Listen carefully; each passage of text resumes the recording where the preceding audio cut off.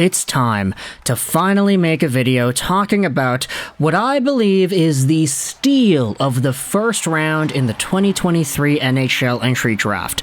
This is a guy who I said, if he was taken by the Montreal Canadiens at 5, I would be okay with that. I'd welcome the idea of him being a top 5 pick, because his skill set, his talent, the way he perceives the game, his hockey smarts, his skills, his keep-away ability, it's unmatched. Today, we're heading over to the Buffalo Sabres and talking about a player who slipped all the way to 13th overall out of Langley, BC, here in the Lower Mainland. I go to Langley once in a while to visit toy traders. I'm sure a lot of y'all in the area know exactly what I'm talking about. Today, we are talking about Zach Benson out of the Winnipeg Ice in the WHL. This is a player that we made a Why I Want video about, so if you want the entire deep dive scouting report analysis type, then hey, that's available to you. But Zach Benson slipped all the way to 13th overall in a draft where a lot of people were sort of clamoring, hey, why is nobody taking this guy? Why is nobody selecting the really skilled, very highly octane offensive forward? And I guess the big reason as to why that is because he's only 5'10", 170, smaller guy compared to some of the bigger beasts in this first round, especially Daniil. Like, talk about big guys getting drafted because they're big. Yeah, there you go, big example of that from the Arizona Coyotes.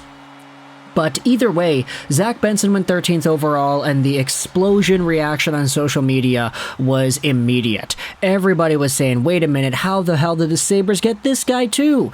Not only had the Buffalo Sabres grabbed Peyton Krebs out of the Vegas Golden Knights system, former Winnipeg Ice forward and star, but they also drafted Matthew Savoie the previous year. Yeah, remember that guy that we all said was supposed to go like 3rd overall for the majority of the late 2010s, early 2020s? Yeah, Matt Savoie was drafted by the Sabres. He's a teammate of Zach Benson's, and these two were just absolutely phenomenal together. Take a look at this. They were the 2 leading point scorers in the team for 2022-2023. Benson was number 1 with 98 points in 60 games. Savoie was right behind him with 95 points in 62 games. In the playoffs, though, the results were actually flipped. Savoie had a much higher amount of points than Benson did in the playoffs. But either way, these two, their skill sets, they complemented each other. They're both very good at what it is that they're capable of doing. And for Zach Benson, there was a video clip going around of him during the Buffalo Sabres scrimmage that got so much traction. He is in the offensive zone, just dangling, waltzing, ballerina-ing his way around the opposition. The dangles, the nifty mitts on this guy, they are spectacular. Eventually, the other team gets the puck and they're trying to break out, but Zach Benson on the back check is able to come over and strip the opposite player of the puck, get it right back, dangle a little bit more himself, and then he makes a nice pass a few passes later and it's in the back of the net. Zach Benson showed off in 20 seconds worth of one clip what he is all about, what he had been doing the entire WHL season. And clips like these are kind of a problem, I'd say, because when it comes to fan bases that aren't Buffalo, you had so many people look at this and say, oh yeah, look at that, that's what Vancouver passed on. Oh yeah, look at that, that's what the Red Wings passed on. Oh yeah, look at that, that's what the Blues passed on. Look at what all these teams passed on, eh? And I feel like this is sort of where the comparative nature of hockey fans nowadays gets in the way of acknowledging just what talent is, because it's difficult to find people looking at this clip and just trying to appreciate it for what it is, a prospect in a prospect scrimmage game doing very good things. Because instead of just focusing on the prospect, everybody's saying, oh yeah, look at how my team screwed up. Look at how my team screwed up because he didn't draft this guy. Oh, look at the guy that we drafted instead. Is he as good as this guy? Look at this clip, look at this clip, look at this clip. And everybody's using it as an opportunity to freak out. And sure, while I do believe that Zach Benson is the steal of the first round, I'd appreciate it if everybody on my Twitter feed just calmed the heck down if your team passed up on him. I know it's 2 contradictory things, but hey, we're not GMs, we can't make the decisions, can't we? So either way, what I wanted to also do in this video was talk about the future of Zach Benson, just talk about where he could fit into the Sabres lineup and what could actually manifest as things progress, because for Matt Savoie, his teammate in the WHL. I was gonna say Winnipeg Ice, but I think the team got moved. Wenatchee Wild is their name now, so yeah, that's gonna be intriguing to watch. Savoy is still gonna be with the team, I'm pretty sure. Yeah, he's 19 years old, so he still has his WHL eligibility. Matt Savoy's 5'10", 179, so he's smaller than Benson actually. And he was taken 9th overall by Buffalo back in 2022. So this is really a player who showed off in the same way what it takes to get drafted by a Buffalo Sabres team from this WHL organization as a smaller forward. Now, you gotta remember for Matt Savoy, there was a really big level of hype for this guy that had existed for the majority of his later hockey years before the draft.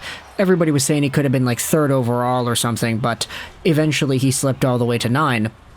So Savoy, in a way, kind of paved the way for Zach Benson to find his way onto Buffalo. And as we had said, along with Peyton Krebs, who was already a Winnipeg Ice earlier in his career too, there's a very slow connection being built up here. You know how we talk about Columbus and Michigan? Yeah, there's a WHL, Winnipeg Ice, Buffalo Sabres thing going on here, and I'm all for it. I want to see these guys manifest a line together. Yeah, let's see a line of Krebs, Savoy, and Benson. Sure, it's not going to be the biggest line out there, but it's probably going to be the hardest working and one of the most skilled lines. Heck, even in that division, if everything pans out. Matt Savoy's a guy who I feel, if he pans out to his potential, he's got maybe 70, 80 points as a ceiling. Zach Benson, I could maybe say the same thing, just because Benson is so smart. He is very, very good with his playmaking. His work ethic is unmatched. His ability to read the game, ability to read where other players are and how to react to that. The back check that he performed in the one clip that everybody is taking out of context because 20 seconds is going to define an entire player's career for sure. That one clip showcased his back checking and his awareness to be able to steal the puck when it's just in front of him, not just kind of back checking and taking it easy like some other prospects tend to do in these tournaments. Benson's a gamer. His head is in it 100%, and when it comes to what he could become at the National Hockey League level, think perimeter playmaker, very cerebral, just always hardworking, always putting in effort to get the puck back, and when he has the puck, he is not afraid to dangle his way through a few guys, either stationary or while he's striding towards the net. He is a very, very adept puck handler, and alongside of Matthew Savoy, who actually has somewhat of a similar skill set, I feel, it's going to be really intriguing to see how these guys are able to play off of each other and grow. First, it's going to be Winnipeg. Maybe it's going to be, or not Winnipeg, excuse me, the new team. Where the heck is it again? Wenatchee, that's what it is. It's going to be the Wenatchee Wild, and then it's going to be, hopefully, the Rochester Americans, and then the Buffalo Sabres if everything goes right. I mean, you could throw on Dylan Cousins onto their line instead if you wanted some size there, but having Krebs, Benson, and Savoy together sounds like a really good deal, in my opinion. But yeah, for Zach Benson, I feel like he probably should have been taken higher, but the fact that he wasn't, that's just kind of how it goes sometimes. I know a lot of fans of the other teams in the 1 to 12 range are all kind of beating themselves up. Some of them are, some of them aren't. But at the end of the day, while I do feel like this is an opportunity for people to get snarky about it if they want, I don't really see why that would be beneficial. I feel like just acknowledging it here and there is okay, but making hate threads talking about other prospects because they should have drafted Benson instead, yeah, I don't really know if that's all too productive. I get that, for example, Canucks fans were kind of traumatized because we took Juolevi over Tkachuk, and some people are fearing that this is the same thing, but come on, the magnitude of that is not the same. We'll make another video about that as the days go on, but either way, let me know your thoughts in the comment section below about Zach Benson, his selection by the Buffalo Sabres. What are your thoughts on his potential chemistry with Matt Savoy into the future of pro hockey? The clip that I'm talking about, the one that everybody seems to be referring to, I'll leave it in the description if you want to go ahead and watch that yourself. But I hope you enjoyed this video, and bye.